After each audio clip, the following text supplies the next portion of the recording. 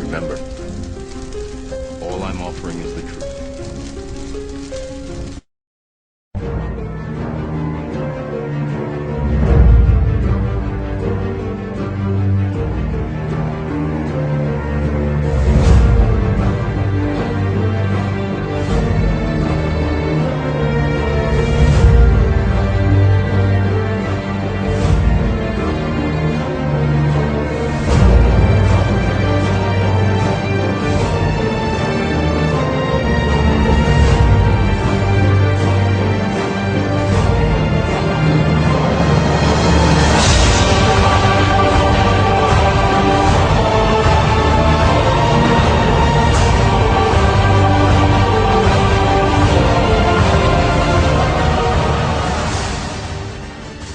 Now there was a woman named Alice Bailey who founded the Lucis Trust, which is the publishing house which prints and disseminates United Nations material.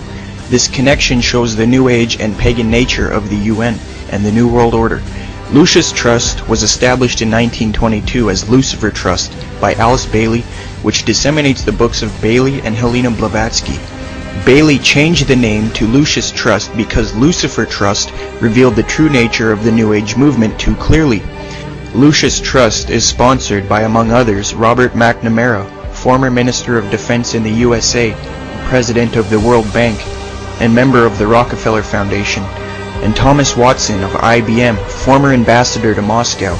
Lucis Trust sponsors, among others, are the following organizations: the UN, Greenpeace International, Greenpeace USA, Amnesty International, and the UNICEF. Presents Inner Sight with your host, Robert Anderson. He, with Sarah and Dale McKechnie, President and Vice President of Lucis Trust, will discuss philosophical and spiritual topics essential to everyday life. Now here's your host, Robert Anderson. Inner Sight. Our topic for today, preparing for the coming age. Before we explore this topic, I'd like to say a few words about Alice Bailey. From the works of Alice Bailey: the new era is coming. The new ideals, the new civilization, new modes of life, education, religious practices, and government are slowly precipitating, and nothing can stop them. What exactly makes the New Age new? That's a good question. We hear the term so often, New Age, without probably most of us really knowing what is meant by that. Maybe we should begin by saying what the Old Age was. We're still living in the remnants of the Old Age, I believe, and I think most people familiar with the ageless wisdom would agree. This is said to be the last 2,000, perhaps 2,500 year period governed by, if you're astrologically inclined, Pisces. In an era of globalization, of political interdependence, where the world is ever more swiftly opening up, and the cliché about a global community becomes an economic, political, often social reality. In this new world, how religious faith develops will have a profound impact. The forces shaping this world at this moment are so strong, and they all tend in one direction. They are opening the world up. The task of our generation, whether we are religious people or secular people, is to build a global community where people of all persuasions can live together in peace and harmony. If you have a vision of a better world, if you have a vision of how you might contribute to that world, if you have a vision of how people around the world might work together to help create that better world, this is a place for you.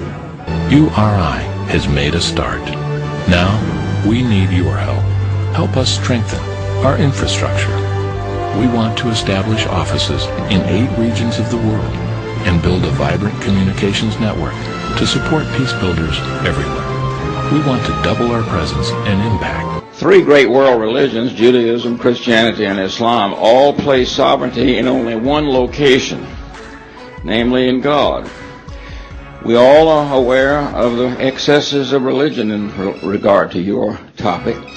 Do you think that world religions have some positive role in the coming of what you call a global nation?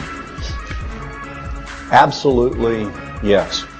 Religion has played a very ambiguous role in the Great Experiment. On the one hand, it is the great unifier.